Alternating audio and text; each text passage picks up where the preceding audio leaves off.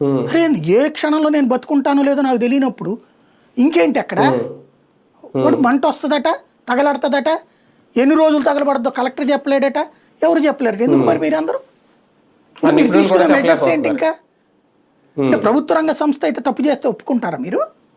ప్రభుత్వ రంగ సంస్థకు హత్యలు చేయడానికి ఇప్పుడు ఇప్పుడు అడెవడో మొన్న ట్రావెల్ బస్సు తగలాడింది, కేసు పెట్టి గిరెస్టులు అంతా చేశాం కదా. ఇక్కడికి వచ్చేటప్పటికి ఏమైంది? ఇక్కడ అరెస్టులు చేయాలి కదా లెక్క ప్రకారం అయితే కనుక.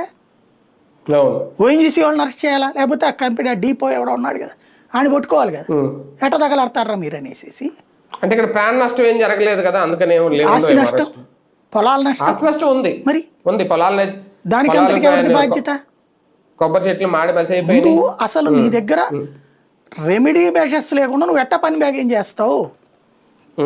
బిల్డింగ్ కట్టేటప్పుడు, కన్స్ట్రక్షన్ జరిగేటప్పుడు దానికి తగ్గ ఆల్టర్నేటివ్ ఉండాలి కదా.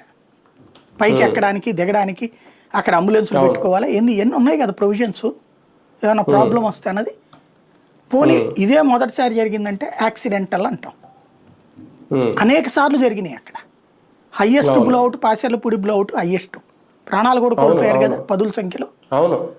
మరి అది చూసిన తర్వాతనన్నా అలాంటి మంటల్ని ఆపడం ఎలా అన్న దాని మీదన ఆ కన్సర్న్డ్ మెకానిజం అక్కడ ఖచ్చితంగా ఎస్టాబ్లిష్ అయ్యి